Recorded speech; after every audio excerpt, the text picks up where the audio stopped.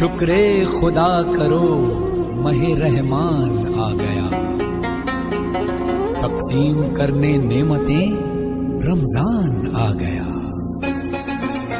اللہ کی رحمتوں کا موسم بہار ہے اور اہل ایمان کے لیے کرم نوازیوں، رحمات، برکات اور انوار کا لوٹ سیل میلہ ہے، جس میں گناہ گاروں کی بخشش و مغفرت کا ساماں ہوتا ہے، اور اللہ ماہ صیام کی ہر شب کو گناہ گار جہنم کی آگ سے آزاد فرماتا ہے۔ یہ بابرکت مہینہ اپنے دامن میں اتنی برکتیں لیے ہوئے جلوہ گر ہوتا ہے کہ رسول کریم صلی اللہ علیہ وآلہ وسلم نے ارشاد فرمایا، اگر لوگوں کو پتہ چل جائے کہ رمضان میں کیا ہے تو وہ آرزو کریں کہ پورا سال ہی رمضان رہے۔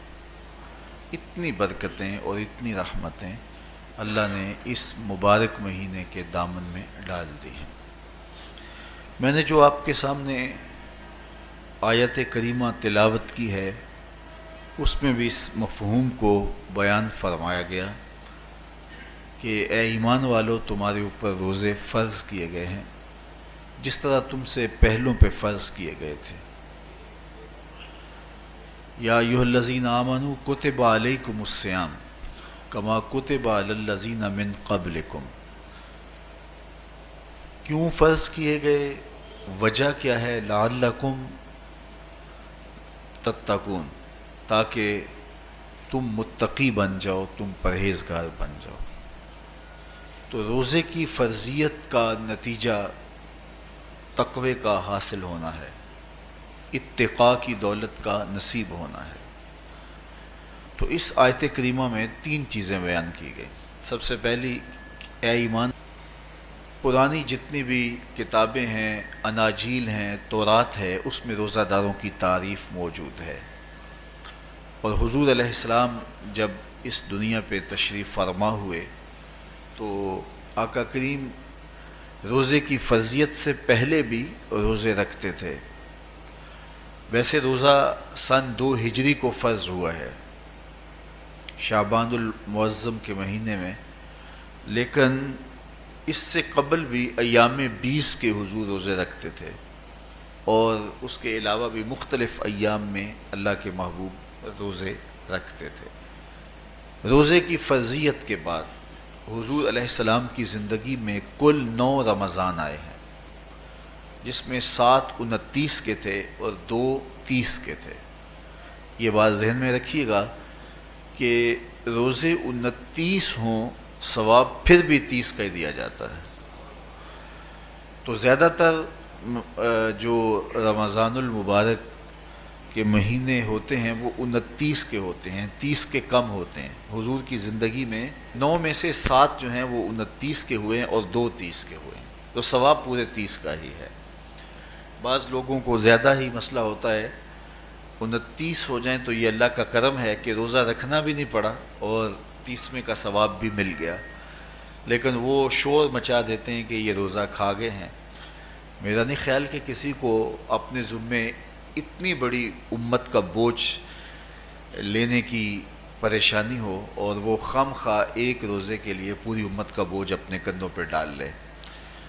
تو 29 روزے ہوں یا 30 ہوں، اللہ ثواب پورے 30 کا ہی عطا کرتا ہے۔ روزہ اللہ تعالیٰ جل شانہ کی رضا اور اس کی محبت کے حصول کا ذریعہ ہے، اور اس کا عملی نتیجہ جو اس آیت کریمہ میں بیان کیا گیا وہ تقوی ہے، لعلکم تتقون۔ سوال یہ ہے، کیا تقوی بھوک اور پیاس سے حاصل ہوتا ہے؟ پیاس کاٹنے سے، بھوک کاٹنے سے کیا تقوی نصیب ہو جاتا ہے؟ صبح سے لے کر شام تک روزہ رکھنے کی تلقین کی گئی۔ یہاں ناروے میں اور مختلف ممالک کے اندر 20 گھنٹے کا روزہ ہے، اور ہمارے بھی یہاں 16-17 گھنٹے مسلسل شدت کی گرمی میں بھوک اور پیاس کاٹنا ہوتی ہے۔ اتنا طویل دورانیہ جو بھوک اور پیاس کاٹی ہے، اس کا مقصد رزق بچانا نہیں ہے، بلکہ وَيُزَادُ فِيهِ رِزْقُ الْمُؤْمِنِ، ماہ سیام میں مومن کا رزق بڑھ جاتا ہے۔ آپ اپنا بجٹ دیکھ لیجئے، باقی مہینوں کی نسبت ماہ سیام میں آپ کے اخراجات زیادہ ہوتے ہیں اور کشادگی ہوتی ہے۔ تو یہ کوئی خوراک بچاؤ مہم نہیں ہے، بلکہ رزق تو بڑھ جاتا ہے، لیکن اس کے باوجود 20 گھنٹے، 18 گھنٹے پیاس اور بھوک کاٹنا، اس کا کوئی مقصد ہے تو وہ مقصد قرآن نے بیان کیا کہ اس کے نتیجے میں تمہیں اتقاء کی دولت ملے گی، تمہیں تقوی کا نور نصیب ہوگا۔ سوال یہ کھڑا ہوا، کیا بھوک اور پیاس کاٹنے سے تقوی مل جاتا ہے؟ تو اس کو سمجھنے کے لیے ایک مختصر تمہید سمجھنا ہوگی، اور وہ یہ کہ ہمارے دو دشمن ہیں جو ہمیں جادہ مستقیم سے ہٹانے کے لیے دن رات کوشاں ہیں، ایک شیطان اور دوسرا نفس۔ یہ دو دشمن ہیں جو ہماری متاع عمل، ہمارا خلوص، ہماری للہیت، ہمارا باطن لوٹنے کے لیے ہر وقت مستعد اور فعال رہتے ہیں۔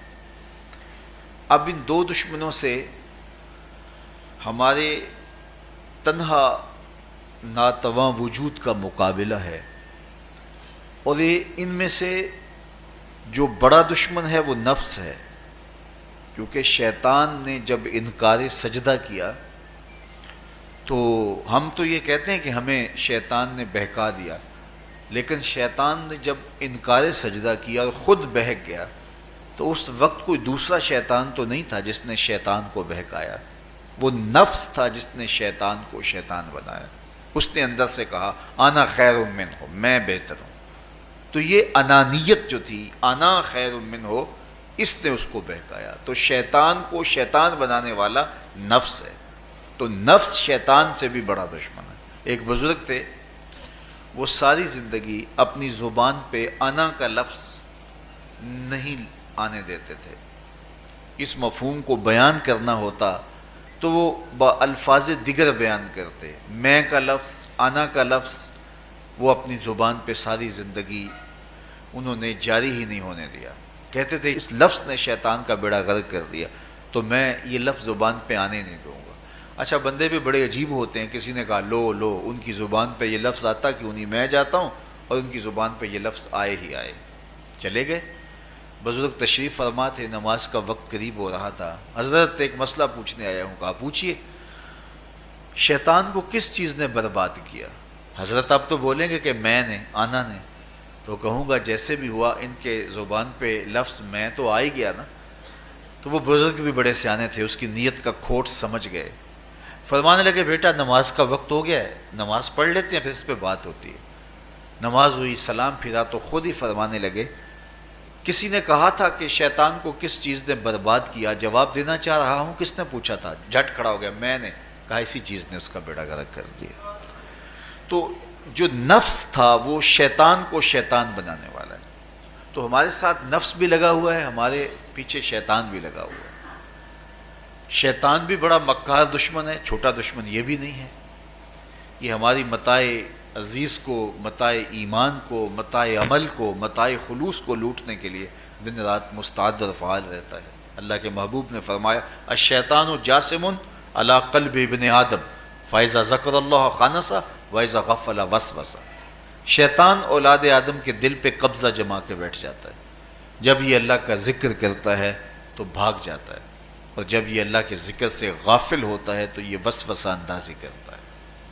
تو شیطان اولاد آدم کے دل پہ قبضہ جماتا ہے، اسے پتہ ہے کہ دل قابو میں آ گیا تو پورا بدن قابو میں آ گیا، چونکہ میرے اعضائے بدنیاں میرے دل کے تابع ہیں۔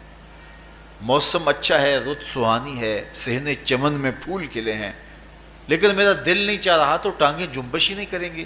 مرغن غذائیں سامنے پڑی ہیں اور آپ کا تقاضا ہے کہ جناب لے لیجئے، لیکن میرا جی نہیں چاہے گا تو ہاتھ جنبش نہیں کریں گے۔ آسمان ستاروں اور کہکشاؤں سے بھرا ہوا ہے، جی نہیں چاہے گا تو نظر نہیں اٹھے گی۔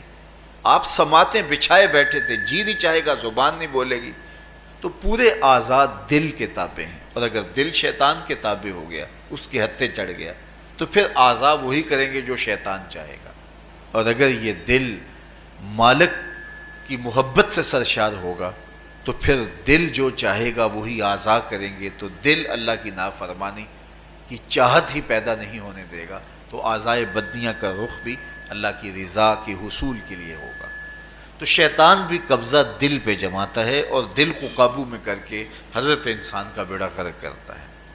اللہ تعالیٰ کا کرم یہ ہوا، اذا جاء رمضان سلسلۃ الشیاطین، اللہ کے محبوب علیہ السلام ارشاد فرماتے ہیں جب ماہ صیام آتا ہے تو شیاطین جکڑ دیے جاتے ہیں، جنت کے دروازے کھول دیے جاتے ہیں، جہنم کے دروازے بند کر دیے جاتے ہیں۔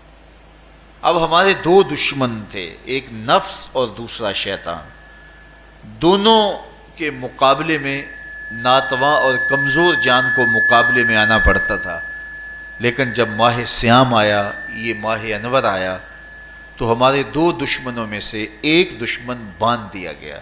اب ہمارا مقابلہ صرف ایک دشمن سے رہ گیا۔ دیکھیے، ماہ رمضان آتا ہے تو مسجدوں کے در کشادہ ہو جاتے ہیں، لوگوں کا رجحان دین کی طرف ہوتا ہے۔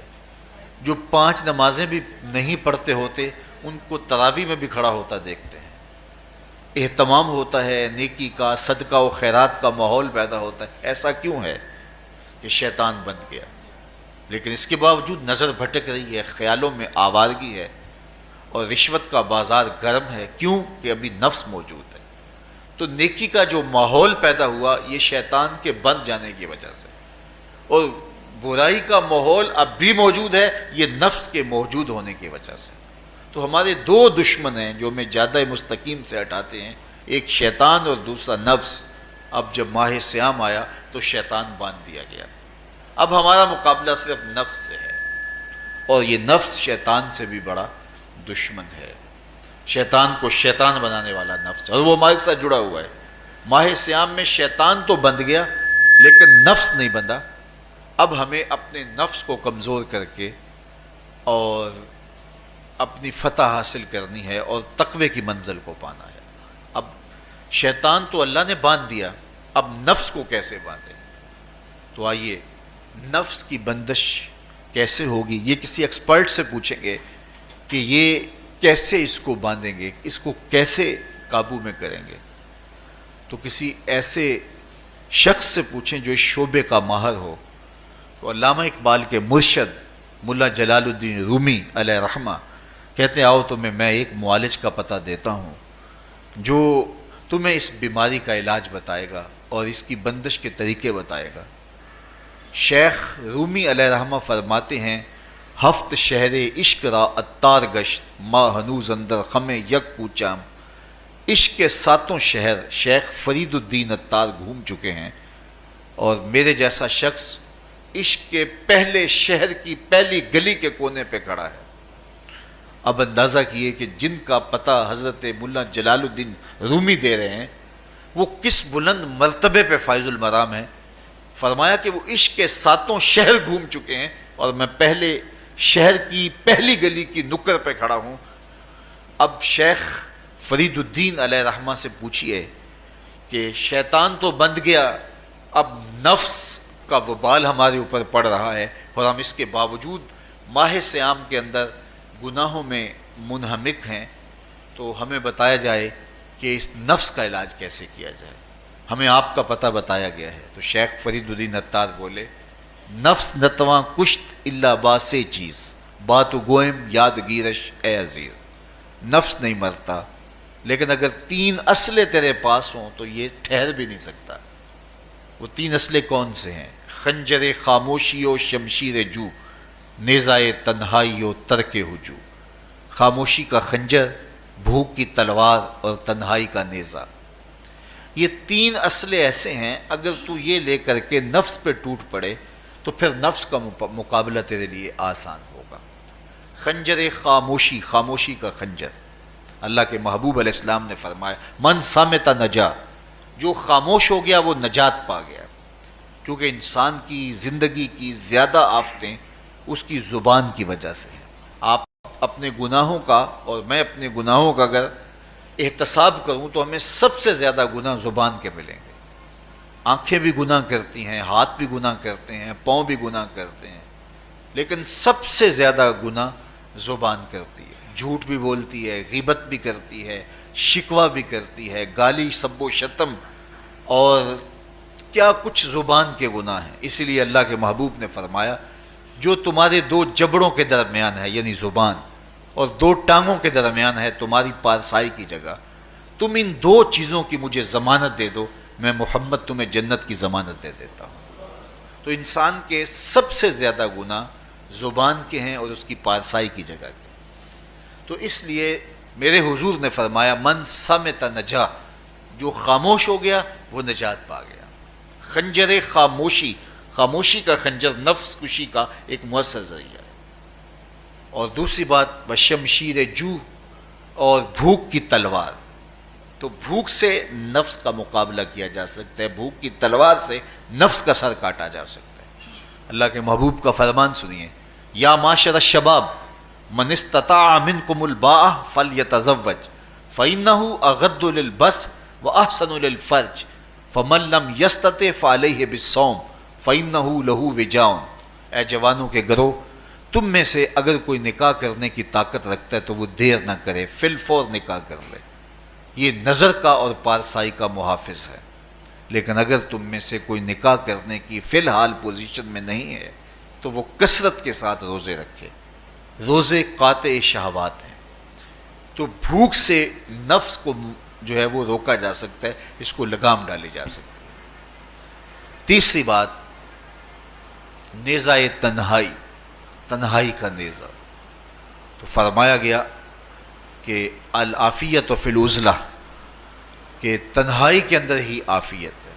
جب مجلسوں میں غیبت کی بدبو پھیلتی ہو اور چغلی کا ماحول معاشرے کا جزو لا ینفک بن جائے اور مجالس کے اندر نظروں کی پاکیزگی کا قائم رہنا مشکل ہو جائے اور انسان کی زندگی کے اندر گناہوں کا بہت بڑا سبب مجلسی زندگی ہو تو پھر اس سے تنہائی بہتر ہے۔ حضرت شاہ نقشبند بخاری فرماتے ہیں کہ فقیر کے لیے سب سے اچھی جگہ اللہ کا گھر مسجد ہے، یا کسی کامل صالح شخص کی صحبت ہے، اور یا پھر تنہائی ہے۔ چوتھی جگہ ہلاکت کے علاوہ اور کچھ نہیں ہے۔ ہمیں اپنے کاروبار میں، اپنے معاملات میں، اپنی ملازمتوں میں جانے کی تلقین کی گئی تو وہاں یہ تلقین کی گئی کہ دیر سے جاؤ جلدی واپس آ جاؤ، اور مسجد میں جاتے ہوئے تلقین کی گئی کہ جلدی جاؤ اور دیر سے واپس آؤ۔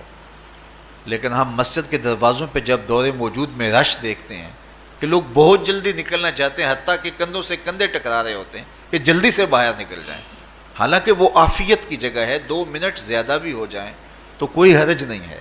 اور ایسے لوگوں کو بھی نکلنے میں جلدی کرتے ہوئے دیکھا ہے کہ لگتا تو یہ تھا کہ شاید یہ انہوں نے کسی ضروری کام پہ جانا ہے، لیکن باہر نکل کے بازار میں پھٹے پہ بیٹھے تھے اور مسجد سے نکلنے کی جلدی بہت تھی۔ تو مسجد میں جلدی جاؤ اور دیر سے واپس آؤ، اور بازار میں دیر سے جاؤ اور جلدی واپس آؤ، لیکن ہمارے رویے اس کے برعکس ہو گئے۔ تو تنہائی میں عافیت ہے، خاموشی میں عافیت ہے، اور بھوک میں عافیت ہے، اور یہ ساری چیزیں روزے میں میسر ہیں۔ فرمایا تم سے اگر کوئی شخص الجھے، بحث کرے، لڑائی کرنا چاہے تو تم اسے کہو انی صائم، میں نے روزہ رکھا ہوا ہے۔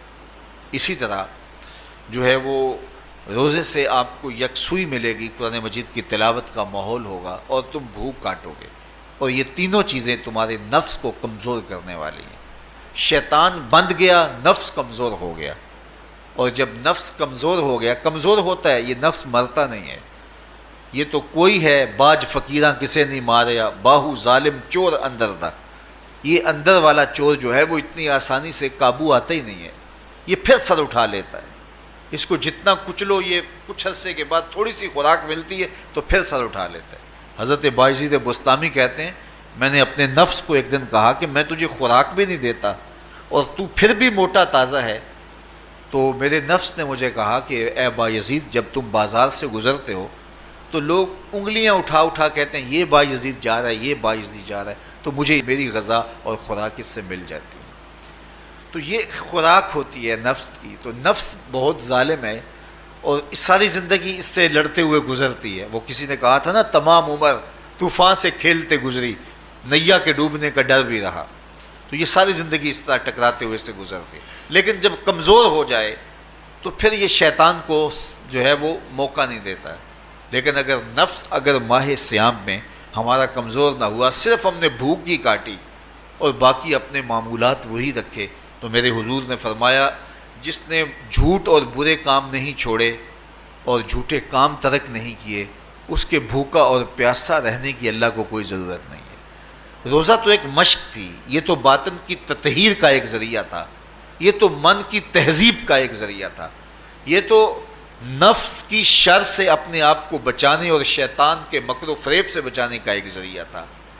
دیکھیے شیطان بند جاتا ہے ماہ صیام میں، حدیث واضح ہے، لیکن نفس موجود رہتا ہے. اگر نفس کمزور ہو گیا تو شیطان چھٹ کے بھی کچھ نہیں کرے گا، کیونکہ شیطان باہر کا دشمن ہے، نفس اندر کا دشمن ہے. جب تک اندر والا دشمن ساتھ نہیں دیتا، باہر والا دشمن کچھ نہیں کر سکتا. ہمارے دیہاتوں میں چوری ہو جائے تو بوڑھے بزرگ سر جوڑ کے بیٹھ جاتے ہیں کہ چور کہاں سے آیا، کیسے آیا. تو ایک نقطے پہ سارے متفق ہوتے ہیں کہ اندر کا کوئی بھیتی ضرور موجود ہے. اگر اندر کا کوئی بھیتی موجود نہیں ہے تو چور باہر سے آ کے حملہ آور ہو ہی نہیں سکتا ہے. تو شیطان باہر کا چور ہے، نفس اندر کا بھیتی ہے، اور اگر یہ اندر والا باہر والے کا ساتھ نہ دے تو شیطان انسان پر حملہ آور ہو ہی نہیں سکتا. اس لیے اس کو قابو کر لیں، اس کو رام کر لیں، تاکہ شیطان چھٹنے کے باوجود بھی جو ہے وہ ہمارے اوپر حملہ آور نہ ہو سکے. ورنہ وہ تو پیچ و تاب کھا رہا ہے کہ یہ جو تم نمازیں پڑھتے ہو، سروں پہ ٹوپیاں تم نے پہنی ہیں اور بڑے شریف بن کے مسجد میں جا رہے ہو، ذرا چھٹ لوں عید کے دن ہی جو ہے وہ تمہارا سارا کیا دھرا برباد نہ کیا تو مجھے شیطان نہ کہنا. تو وہ سب کچھ برباد کر دیتا ہے اگر ہمارے نفس کی تہذیب نہیں ہوتی. تو یہ اللہ نے ایک ہمیں موقع دیا ہے، پورا ایک مہینہ ہے، ایک ورکشاپ ہے باطن کی تطہیر کے لیے اور ایک اندر کی پاکیزگی کے لیے ہمیں ایک موقع فراہم کیا گیا ہے، اور اس سے ہم بھرپور فائدہ حاصل کریں. قرآن مجید کی کثرت کے ساتھ تلاوت، صلاۃ التراویح میں شمولیت اور خاموشی کا اختیار کرنا، اور جو ہے وہ اللہ کے ذکر فکر کی طرف متوجہ رہنا اور بھوک کاٹنا. اس کا عملی نتیجہ یہ ہوگا کہ اتقاء کی دولت نصیب ہوگی. دیکھیے ماہ صیام میں ہمیں ان کاموں سے بھی روک دیا گیا جو کہ کام جائز تھے، کھانا پینا اور جو ہے وہ اپنی منکوحہ سے جنسی تعلق. یہ تو وہ امور تھے کہ جو جائز تھے، مشروع تھے، لیکن اوقات روزہ میں ان جائز کاموں سے بھی ہمیں روک دیا گیا. اس فلسفے کو ہمیں سمجھنا ہوگا کہ جو کام شریعت میں جائز تھے، مشروع تھے، روزہ ان سے بھی رک جانے کا نام ہے. اور جو چیزیں شریعت میں جائز ہی نہیں ہیں، جھوٹ بولنا ہے، غیبت کرنا ہے، بد نگاہی ہے اور دیگر برے اعمال ہیں، تو یہ چیزیں تو روزہ نہ بھی ہو پھر بھی ناجائز ہیں. تو جو چیزیں جائز تھی روزے میں ان سے بھی منع کر دیا گیا، اور جو چیزیں ناجائز ہیں تو اگر کوئی شخص ان چیزوں سے نہیں رکتا تو پھر اس نے روزہ کیا رکھا. ایک بندہ بھوک کاٹتا ہے لیکن جھوٹ بولتا ہے، ایک بندہ پیاس کاٹتا ہے لیکن غیبت کرتا ہے، ایک بندہ صبح سے شام تک نہ کچھ کھاتا ہے نہ کچھ پیتا ہے لیکن رشوت لیتا ہے. پھر مجھے بتائیے اس نے روزہ کیا رکھا. روزہ تو ایک مشق تھی کہ جو چیزیں جائز تھی ان سے بھی منع کر دیا گیا، ان سے بھی روک دیا گیا، اور جو ناجائز تھی وہ تو پہلے ہی ناجائز تھی، روزے کے بغیر بھی ناجائز تھی. تو اس لیے روزہ ایک مشق ہے. ہمارے سامنے مرغن غذا موجود ہے، ہمارے پاس سامنے ٹھنڈا مشروب موجود ہے، اور ہمیں مشق کرنے کی تلقین کی گئی کہ تمہیں بھوک ہے، شدت کی پیاس ہے، لیکن صبر کر کے دکھاؤ تم نہیں لوگے، یہ تمہاری مشق ہے. تو پھر جو حرام ہوگا، اللہ کی طرف سے ممنوع ہوگا، تو اس کو تم کس طرح لوگے جب تمہاری یہ مشق ہو چکی. لیکن ہم اس مشق کے اندر ہی جب ان سے نہیں رکیں گے تو پھر ہمارا روزہ ہی نہیں ہوگا. پھر بھوک اور پیاس کاٹنے کے علاوہ کچھ نہیں ہوگا. بہت سارے روزہ دار ایسے ہیں جن کا روزہ سوائے بھوک اور پیاس کاٹنے کے کچھ نہیں ہے. اس لیے جن چیزوں سے اللہ نے منع کیا ہے ان سے تو رکنا ہی رکنا ہے. جو چیزیں مشروع ہیں ان سے وقتی طور پہ روکا گیا تو ان سے بھی روک کر کے روزے کی تکمیل کی جائے. اچھا، روزے میں ایک اور چیز ہے کہ ہمارے صوفیاء مراقبہ کر کے ایک دولت پاتے ہیں، اور وہ کیا کہ اللہ دیکھ رہا ہے۔ وہ مراقبے میں بیٹھ جاتے ہیں اور اس تصور میں ڈوب جاتے ہیں کہ میرا اللہ مجھے دیکھ رہا ہے، اور یہ یقین اپنے اندر اتارتے رہتے ہیں۔ اس کا نتیجہ یہ ہوتا ہے کہ پھر گناہ کرنا مشکل ہو جاتا ہے۔ یہ تصور جب بندے کے ساتھ جڑ جاتا ہے کہ میرا اللہ مجھے دیکھ رہا ہے، ماہ سیام میں یہ دولت اللہ بانٹ دیتا ہے۔ جو مراقبے سے صوفیاء حاصل کرتے ہیں، اللہ تعالیٰ اس دولت کو اہل ایمان پہ چھڑک دیتا ہے۔ کڑکتی دھوپ، برستی گرمی، زبان کانٹا، ہونٹ خشک، ٹھنڈا پانی دستیاب، دروازہ مقفل، کوئی دیکھنے والا بھی نہیں ہے، لیکن بندہ ایک گھونٹ بھی نہیں پیتا، وضو کرتے بھی احتیاط کرتا ہے کوئی قطرہ حلق سے نیچے نہ اتر جائے، کیوں کہ میرا اللہ مجھے دیکھ رہا ہے۔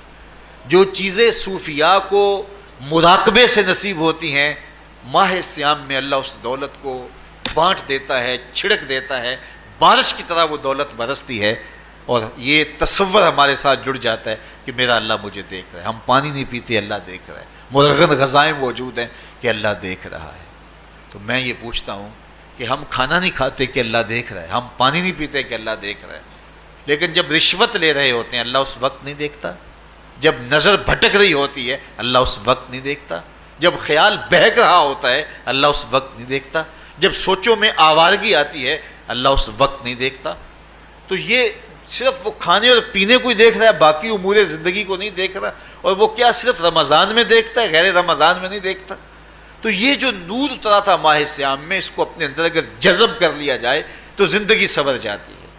جو مراقبوں سے حاصل ہوتا تھا ماہ سیام میں، وہ میںہ کی طرح برسا، اور ہم اس کے اپنے اندر سمولیں، جذب کر لیں، تو نتیجہ یہ ہوگا کہ ہماری زندگی نور نہ لا نور ہو جائے گی۔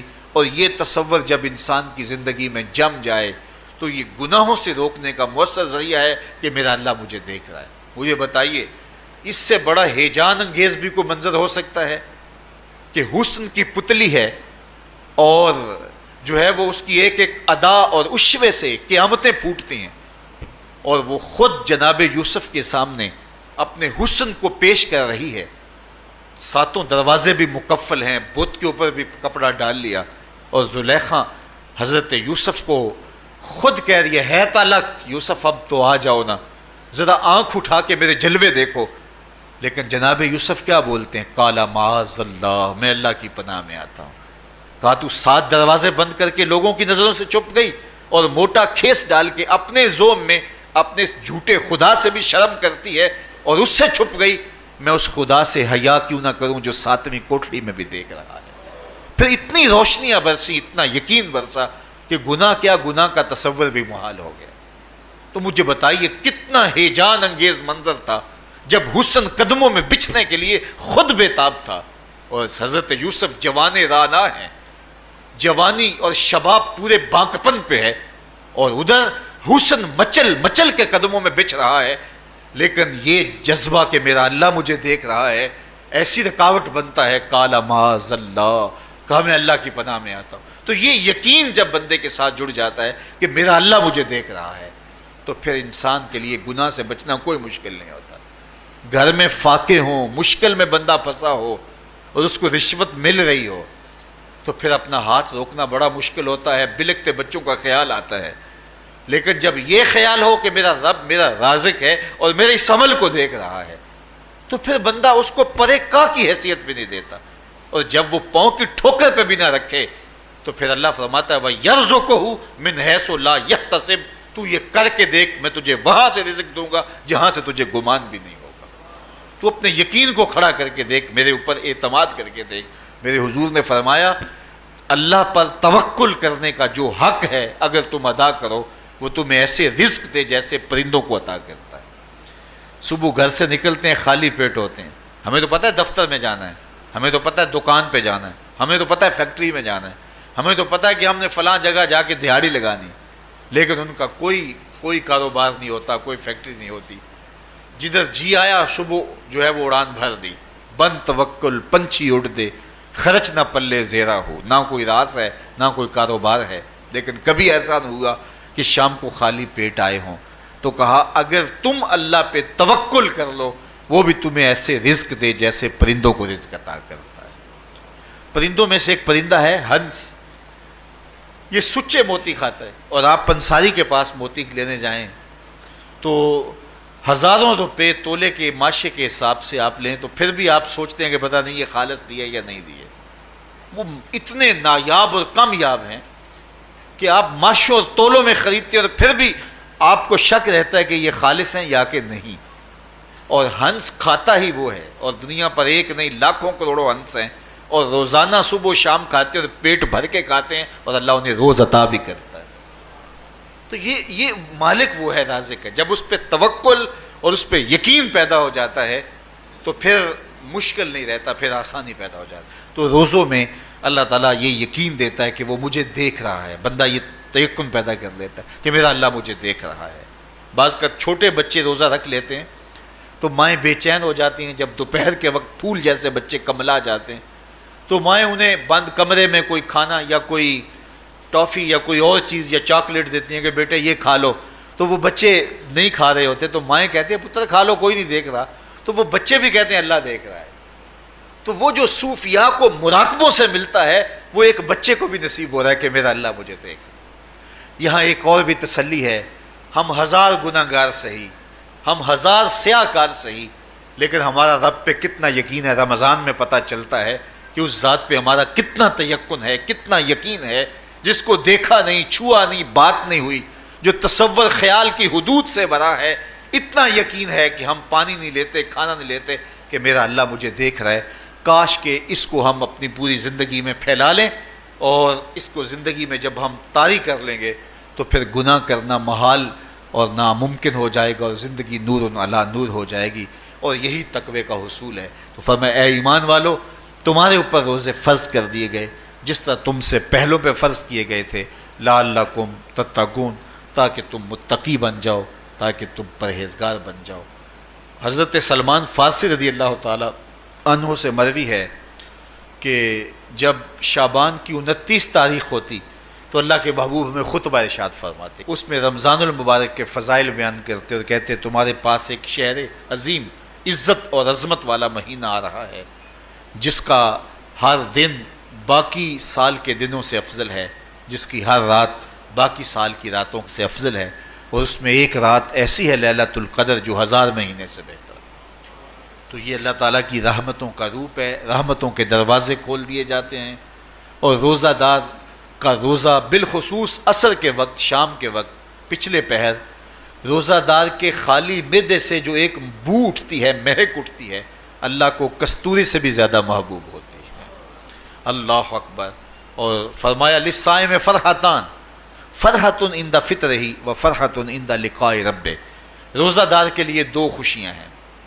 ایک خوشی اسے تب ملتی ہے جب وہ روزہ کھولتا ہے، سارے دن کی بھوک اور پیاس کاٹ کے، جب شام کو ٹھنڈا اور میٹھا مشروب اسے ملتا ہے، اور وہ مشروب اپنے جو ہے وہ منہ میں ڈالتا ہے، وہ معدے کی طرف اترتا ہے، تو اس کی زبان بولے نہ بولے اس کا ایک ایک انگ اللہ کی تسبیح بول رہا ہوتا ہے اور اللہ کا شکر ادا کر رہا ہوتا ہے۔ اس وقت اسے ایک عجیب فرحت ہوتی ہے کہ اتنا طویل لمبا روزہ تھا، شکر ہے کہ میرا روزہ تکمیل کو پہنچا۔ ایک روحانی مسرت، پھر روزہ کھلنے کے وقت اس کو بدنی مسرت، تو ایک فرمایا اس کو فرحت تب ملتی ہے جب وہ روزہ کھولتا ہے، وَفَرْحَةٌ عِنْدَ لِقَاءِ رَبِّهِ، اور دوسری فرحت اسے تب ملے گی جب روزے کے صلے میں اللہ اپنے رخ سے پردہ ہٹا دے گا اور اللہ اپنا دیدار عطا فرمائے گا۔ تو یہ روزے دار کے لیے خوشیاں ہیں۔ تو خوش نصیب ہیں وہ لوگ جو ماہ صیام کے روزے پورے خشوع و خضوع کے ساتھ رکھتے ہیں اور اس کی برکتوں سے مالا مال ہوتے ہیں۔ ورنہ بعض لوگ میں نے ایسے بھی دیکھے ہیں، وہ چھوٹی چھوٹی بیماریوں کا بہانہ بنا کے روزہ ترک کر دیتے ہیں اور انہیں حوصلہ ہی نہیں پڑتا روزہ رکھنے کا، چونکہ الصوم نصف الصبر، روزہ آدھا صبر ہے۔ میں سمجھتا ہوں، میں شوگر کا مریض ہوں، اور 4 سے 5 گھنٹے اگر مجھے کچھ کھانے کو نہ ملے تو میری طبیعت میں ایسا اضطراب اور بے چینی پیدا ہو جاتی ہے کہ میں گھر والوں سے الجھنے کی کیفیت میں بھی آ جاتا ہوں۔ لیکن ماہ صیام میں 20 گھنٹے بھی کاٹ لیتا ہوں، لیکن میری طبیعت پہ کوئی بوجھ اس لیے نہیں ہوتا کہ میں اللہ کی رضا کو اپنے ذہن کے ایک ایک گوشے میں رکھے ہوئے ہوتا ہوں۔ تو یہ آدھا صبر ہے، یہ صبر سکھاتا ہے اور پھر روزے سے جب ہم بھوک کاٹتے ہیں تو غربا، مساکین، وہ لوگ جو بیچارے بھوک اور پیاس کاٹ کے زندگی گزارتے ہیں، ان کا بھی ہمیں خیال آتا ہے کہ ہمیں تو اپنے اختیار سے چند لمحوں کے لیے بھوک کاٹنی پڑی تو اس کی کلفت اور اس کی اذیت اتنی ہے، تو جو شخص مجبوری کی وجہ سے کاٹتے ہیں اور ان کے بلکتے بچے ان کے سامنے ہوتے ہیں تو پھر ان کا عالم کیا ہوگا۔ تو اس سے پھر صدقہ اور خیرات کا ماحول پیدا ہوتا ہے اور ہم غربا کو اپنے ساتھ خوشیوں میں شریک کرتے ہیں۔